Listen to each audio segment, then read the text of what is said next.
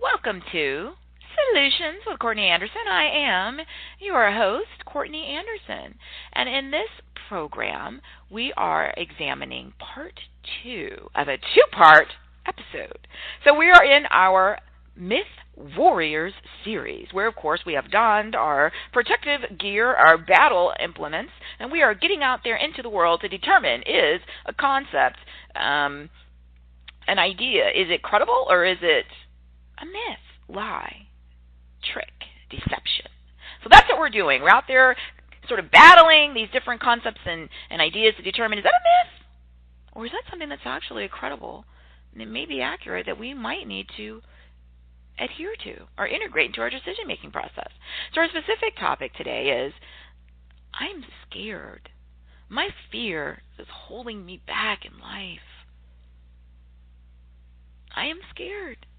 My fear is holding me back in life. And this is part 2 of a two-part show. So part 1, strongly encourage you, hope that you've already listened to. We talked a little bit about what is fear. We walked through the parts of the definition of it, began to examine if it's an emotion, where it comes from, if it's a belief. Are there some things that are specifically happening right now in our lives that we could have a topic that said, I am scared of fire. My fear is holding me back in life right now from running into the burning building 50 feet away, as I have no fire protection equipment and no firefighting material. So you could argue that there's something right now in the moment in your life that if you start to begin to assess, is this credible, what's the potential likelihood that it might result in something dangerous or painful or a threat, that you could, I would argue, say in a very, very well-defined and specific situation that, yeah, I am scared of this thing happening right now. It's happening right at this exact moment. I have no ability to do anything to mitigate the bad outcomes, and so my fear at this exact moment is holding me back from running into that burning building. Okay, I would argue that is absolutely not a myth because it's very specific, and the probability of having a negative outcome is relatively high. So the challenge, though, as we finish in part 1, is what do you do when it's more generic? What do you do when you just say, hey, I'm just scared. I am just scared. And this fear is holding me back in life. But it's not about anything specific. It's not about anything that if you sort of wrote down all of the potential bad negative outcomes and all the potential positives that, you know, that you have a pretty persuasive case that running into that burning building a few feet away right now at this moment with no gear to protect you is you know, not something to be frightened of. It becomes more of a pervasive, again, just sort of prevalent apprehension about everything. I'm scared of everything. And so at the end of part 1, I did share. I said, look, if everything in your life, as you look around at this moment right now, while we're you know, sharing, is beyond your expectations, you've surpassed all your goals, you know, your life, your financial situation, your health, your relationships, then yeah, I would argue that in that instance, then you may be able to make a persuasive, credible case that you're frightened of something, but your fear has not held you back in life in a way that is negative. So the idea of my fear holding me back in life, if my fear is holding me back in life from running into a burning building, I would argue that that's a positive thing. Because if you run into the burning building, you're either going to die of smoke inhalation or you're going to, you know, be burned alive as potential bad outcomes. And if you're in that kind of scenario, then yeah, your fear is holding you back from something, but you've already surpassed everything. You know, the only concept of my fear holding me back is if there's something that I'm being held back from that I could enjoy, that could be a positive to my life. And that's where the scenario and the analysis is so individual, but you have to be honest with yourself. That's why we're warriors in the MYTH Warriors series. We're not just sitting here, you know, sort of passively in life. Oh, I wonder, is that a myth? Is that an accurate assertion? Okay, no, I'm a warrior, and I'm fighting to find out what is, for me and my individual life situation and my individual goals, what's the best possible outcomes? We talk about outcomes constantly, as you know. All right, so again, what's your fear holding you back from? So we left off in part 1 making it clear that there's some people who their fear has held them back from almost everything. And I've met and worked with people over the last 20 years, from everything from finishing when I went to college and finished college and went to the other educational programs, law school and business school and graduate school again, and working as a lawyer and a professor and consultant and landlord and just all the different things I've done. I've met a lot of people, certainly, of course, in the keynote speaking, the mentoring, coaching I do. A lot of people who will explain to me that fear is the reason, for literally anything you can ask them about, that they perceive or they'll express to you as a negative. So again, if you're saying that the fear held you back from running in the burning building and dying in the burning building, that's not necessarily a negative, because the option would have been you would have run in the building and then you'd be dead. So, and there's a high likelihood, because fire, large uncontrolled fire with smoke that is currently raging, is likely to create an environment where you're not going to be able to receive enough oxygen.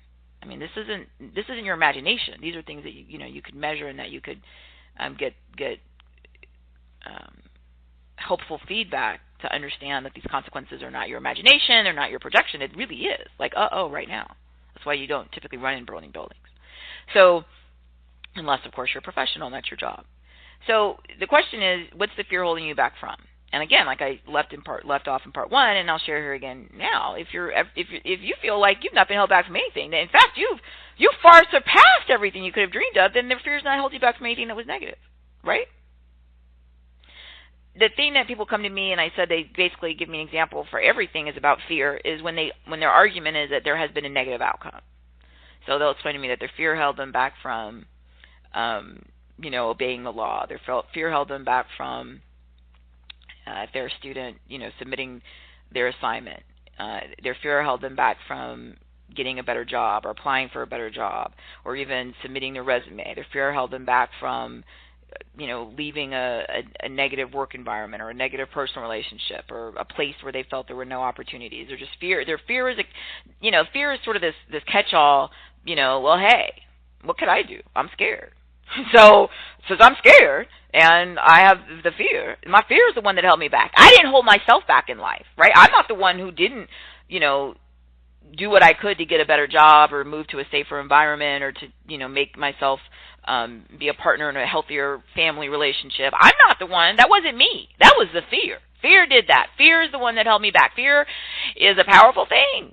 And I'm a victim of the fear. I'm just a scared person. And this horrible thing called fear came along, took control, and it did all these bad things. And yeah, I have these horrible outcomes I'm complaining about or I'm asking for help about or I need a lawyer for or whatever.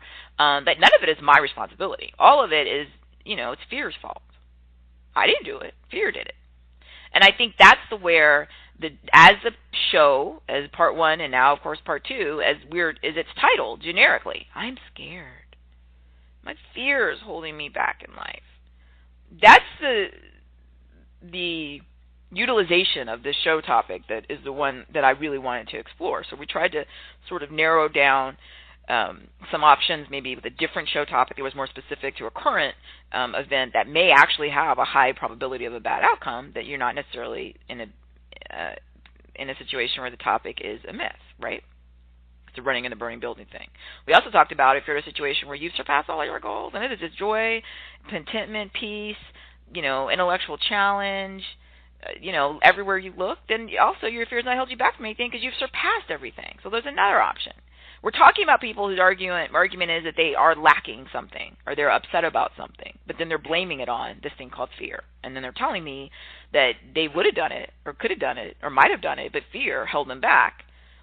Almost like sometimes I have a visual in my head, like they're standing there, right, and they're just like wanting to go move away, right, and walk away, but that fear, almost like some sort of a ghostly apparition, comes and it holds on to them, like it physically grabs their hands and feet, and they can't move, and fear is literally stopping them. And then they say, well, I'm scared. And so in part 1, I left off with some examples of. I said that sometimes when I'll meet people, and I shared a social example at a dinner party relatively recently with new people I didn't know, and that we were all sharing, important things in our lives as a host hostess had asked, and that I shared I feel my biggest accomplishment in life to this point is facing fear, is because I'm scared all the time. And I gave examples in part one. I'm scared, getting on planes to go places far away by myself. Sometimes I don't speak the language. I don't know anybody. I'm scared, moving by myself, to a different part of the world where I don't know anybody. I'm scared starting a new business. I'm scared getting a new job. I'm scared all the time. And I shared in part one that I, will literally talk myself. The idea we said in part one is that, this fear is an emotion, right? But it comes from these beliefs, and the beliefs sort of are in your, in your head. And so what I'll do is I'm scared too, and I have that emotion, right? But then I'll counter the belief of the bad thing happening with the potential that a good thing might happen, and then I'll just talk myself into doing it, and I'll say, you can do it. And there's not been a time when there's been something substantial in life, whether it's a work experience, academic experience, travel experience, geographic experience, just any kind of adventure or change or potential for opportunity or growth that I haven't done it, that I haven't jumped. I just jump. Now, I don't jump confident and not worried. No, I'm scared, okay? But I talk myself into it, and I do an assessment. I make sure that wherever I'm jumping, there's is the water deep enough? Is this a place built for jumping? Is it a stable diving board? Do I know how to dive? Have I been trained in all this? And do I know how to swim? Okay, yes. So all of that, there's a higher probability that I'll have a good outcome than a bad outcome. Yes, jump. And I talked about in part one, if you're scared of something and you feel, people sometimes say these things as if there's no other option. Like, if I went and I moved to a different town and it was horrible, what would I do? And my argument is you can go back. Just like if you let go of the side of a wall or the side of a skating rink and then you realize you were too weak of a swimmer or too weak of a roller skater, just go back to the wall. It hasn't left. The town you're leaving isn't going to disappear. The job that you hate, if it's a large enough organization, you can go back as long, so you left on good terms. And many times, I shared in part one, many times a spouse or someone who, it's a horrible relationship, but they leave and then they think, well, now I want to go back because I'm scared. All right, usually you can go back. That's often what happens. So all of these things are to argue that if you are not in a position where you feel you've surpassed all your goals, you cannot credibly blame it all on this thing called fear and think that that's sufficient, because my argument is that we all experience it to some degree or another. It's how you react to it and what you do with it. And I think it's a bit of a cop-out. It's a bit of an excuse to just sort of start labeling everything of, well, I couldn't do it or wouldn't do it or didn't do it because I'm scared. Well, everybody's scared. I'm scared. So we have the choice to, face it. That's what I do when I say jump. It means get on the plane. It means walk in the room. It means apply for the job. That's the facing it. Or you can just run away from it and try to avoid it. The challenge is if you're trying to avoid it, people's worlds get tinier and tinier. So some people say, well, I'm scared of public speaking, so I'll never do that. Okay. But then they limit their job opportunities, because there's almost no job I've experienced where you never have to talk to anybody, especially if you become a manager or supervisor. At some point, to say something. There are people who say that they're scared of planes, and some people are scared of trains. Some people are scared of boats. Some people are scared of different types of animals. I had a relative who's passed away who was scared of birds and butterflies, not an exaggeration, and would shriek and scream if she saw a butterfly or a bird. She was not kidding. It was very fearful for her. And then we have other fears that aren't just these external fears, whether it's a bird or a butterfly or a boat or a train or a plane or a tall building or whatever, but it's this internal thing. So it goes back again to these beliefs, right? And some people's fear is in their own head. They're telling themselves. They're saying to themselves, you're not good enough. You're never good enough. You always fail. You're a failure. You don't deserve success. You don't deserve this to work. Okay, a whole other set of fears. So what do? Do we face it? Do we avoid it? And it is a myth. Is it an accurate statement for you to say, for me to say to you, hey, you know what, I didn't apply for that job, or I didn't try to, buy that house, or I didn't take that trip because I'm just scared. Is that accurate? And is it something then that is a reason? Is a reason why? We're dealing with what we're dealing with?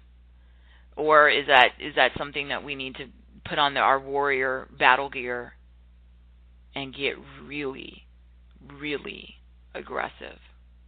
So we were talking about what are these options, and I'd use some quotes in the show notes that I think to me at least, from my perspective in life, are helpful. So my perspective in life is I am scared, and I am scared frequently. That is not an exaggeration. I am scared all the time of different things. And part of what I do to address that is I literally will say I'm scared. I'll say it to myself. Sometimes I'll say it to other people that I trust and I know aren't going to make fun of me, but I want them to understand that if I'm acting in a way that seems weird, it's not that I'm, being mean or just not having appropriate communication skills. I'm frightened. And it does impact how we behave. And sometimes I'm not embarrassed. As I've said, if I'm in a hallway or I go to the restroom sometimes, I'm about to go in for a job interview or go in for a big, work event and I'm scared, I'm nervous, I'll go in the bathroom and talk to myself in the stall. And I'll say out loud, I'm scared. And then I'll start talking to myself about what the potential positive outcomes are that I've measured. Remember, that's how I make these decisions. I begin with, it's a tally. I just make a list. What are the potential good things? What are the potential horrible things? And then I begin to look at what the likelihood is. Right? And I just start talking to myself because I'm not going to not try something just because of fear. Now, I might not try something because there's a fire. The fire's right now raging. I have no protective equipment and will very quickly run out of oxygen and die or be, severely injured or impaired. That's okay. That's measurable. If it's just an imaginary thing, like the people in there may laugh at me or I may fall down and on my face or the plane ride might be bumpy or the boat may hit an iceberg or, now I'm going out into something that hasn't happened and then I need to go back and look and see what the statistics are. Like how many times has that boat hit an iceberg? Especially if it's summer. What time of year are we in? What's the safety record of these types of planes? What's the safety record of this type of train or, car? Like a lot of times people get so caught up in these things and it's like, okay, well, what's the data tell you? That's why I said the burning building scenario, the data is going to tell you that, yeah, it's very likely there's going to be a bad outcome. What's the data tell you about getting on that boat or getting on that plane or walking in that room or going on that interview or sending in that resume? What's the data tell you? Worst case scenario, you send in a resume, they just ignore you. You never hear from them. Okay, maybe you're embarrassed by that, but that's not anything that's life-threatening. Worst case scenario, you go into the room to give a public speech or you give a presentation, a meeting, and it was horrible. It was absolutely horrible and awful. People were bored. People fell asleep. People walked out. Okay, no one, you didn't die. Nobody came and physically attacked you.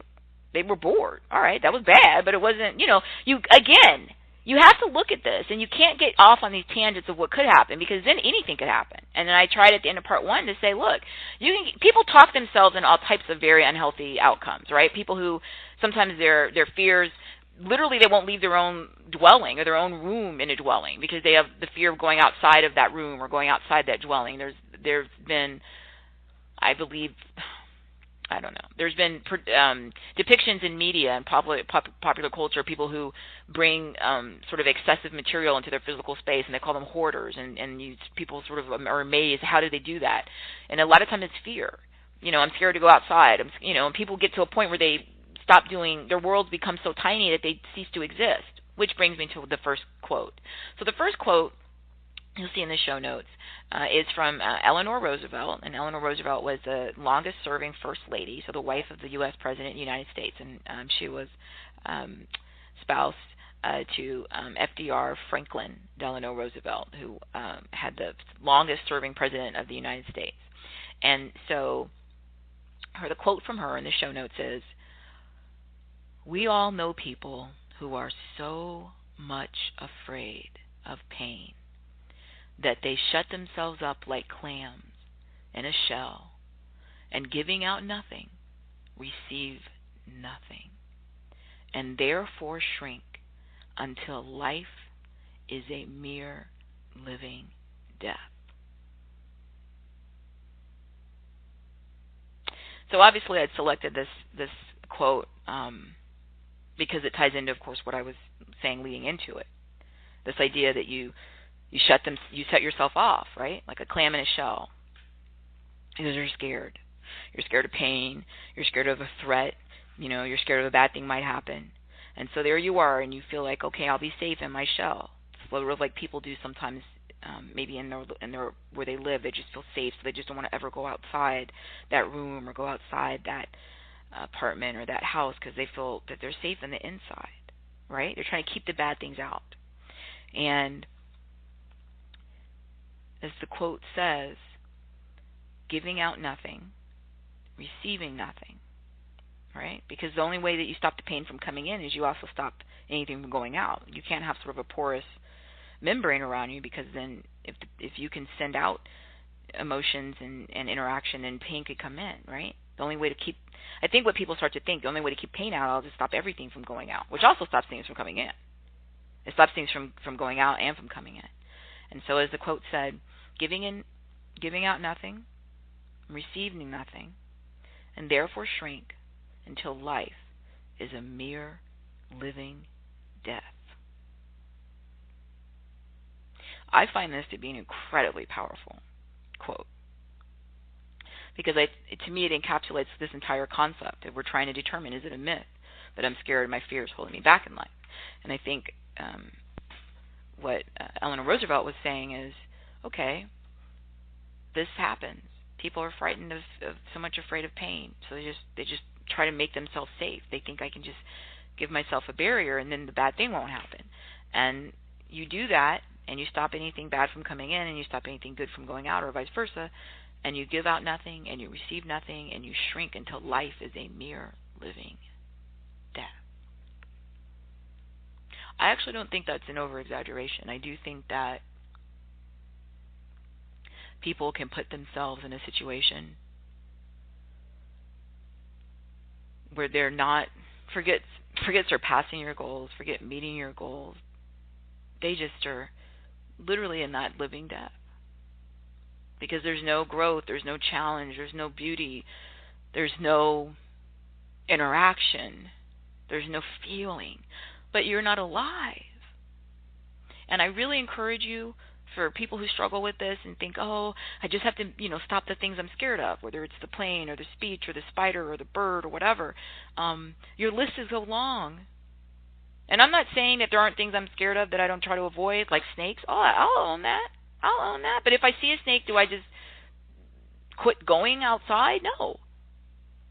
I go outside. I know if I'm going to go, and I live in very fortunate, live in a beautiful area near some wonderful hiking trails and walking areas in nature, and it's gorgeous. I love where I live, beautiful part of the country. But I understand that if I go out there, more likely than not, in certain times of year and certain times of day in certain areas, I'm more likely to see a snake.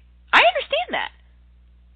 So that means I'm either going to be aware and I don't go out there with, shoes with, flip-flops with nothing covering my feet. I'm going to go out there with some shoes if I do encounter a snake, worst case scenario, be prepared.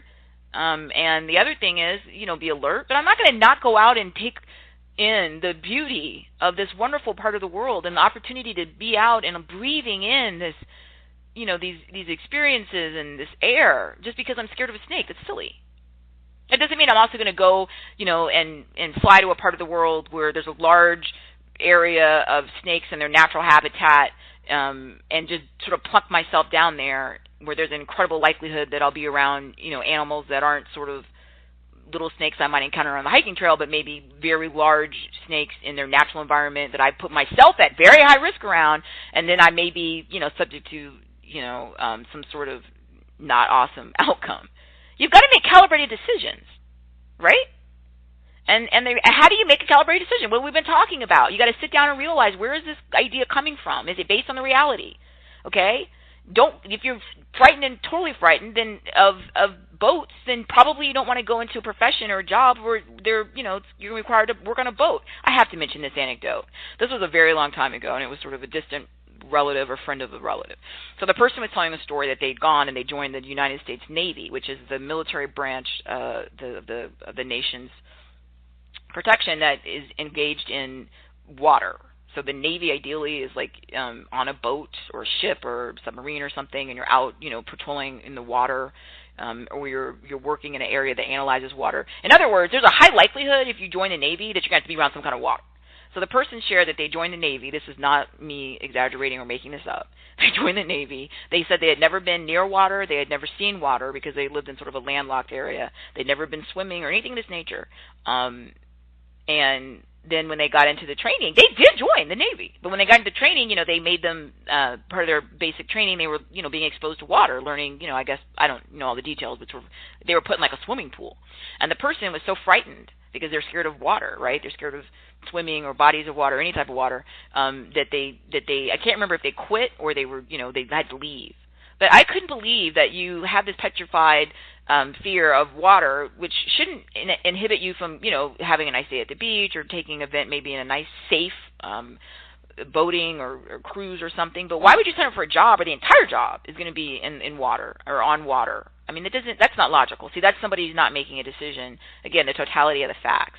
So you're not going to be prevented from doing the things you want to do. You're not going to be prevented from your goals. You're not going to be prevented from a healthy life. But yeah, you're not going to put yourself in a situation that's nothing but that thing because you realize it's not going to be your strong suit. So when we look at the living death, I don't know any other way to put the information out there to encourage you to conclude that this generic argument of you're scared and your fear is holding you back. It literally can result in this living death.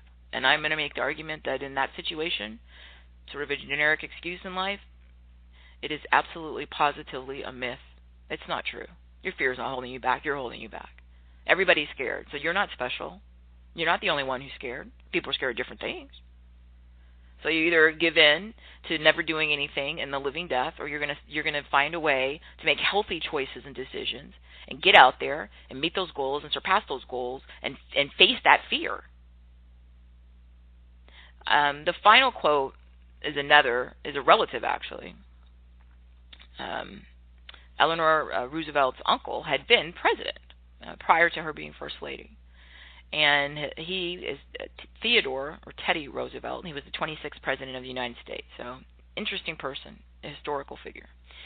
But one of the speeches he gave in 1910, he gave it in Paris, and it's a bit of a quote, but it, to me, is this final part. If you decide you're not going to live in this, quote, living death, and you get it that, hey, I'm not the only one that has fears. Probably everybody has fears, different types, but we all have fears. And you decide, you know what, I'm going to take every opportunity I have in this life as I know it, and I'm going to get out there and meet my goals and surpass my goals. I've just decided that. I am committed to that. I believe it is a myth that my fear is going to hold me back, because my fear will not hold me back. I will not let that happen. Now, I'm aware of my fear, but I'm going to face it.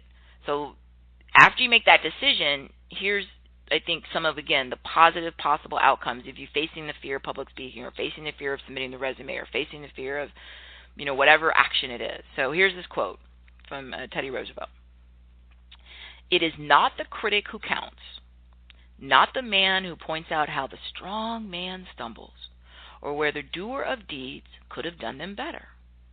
The credit belongs to the man who is actually in the arena, whose face is marred by dust and sweat and blood, who strives valiantly, who errs, who comes short again and again, because there is no effort without error and shortcoming. But who does actually strive to do the deeds, who knows great enthusiasms, the great devotions, who spends himself in a worthy cause, who at the best knows in the end the triumph of high achievement, and who at the worst, if he fails, at least fails while daring greatly, so that his place shall never be with those cold and timid souls who neither know victory nor defeat." Those cold and timid souls who neither know victory nor defeat. As we close here in part 2, I try to select quotes that I found, again, to be effective in conveying a perspective. I want you to think about it. Do you want the living death, where you just shrink away from everything? Do you want to be that cold and timid soul you never knew victory nor defeat, and blame it on fear? I encourage you to believe in your own strength, to acknowledge that if you try something and you fail, you can go back to where you were in most instances, and to understand the exhilaration, and I will argue the power of learning that you are capable of more than you thought you were is worth the risk. Don't let your imagination deprive you of the life that you're capable of. I thank you so much for joining me for this two-part show. I also want to, again, encourage you to come to CourtneyAnderson.com. You can learn more, suggest show topics, take part in some programs and discussions. But again, I find this just a very powerful and important issue, and I beg you, I really do beg you, do not steal your future from yourself and blame it on fear. Thank you so much for joining me.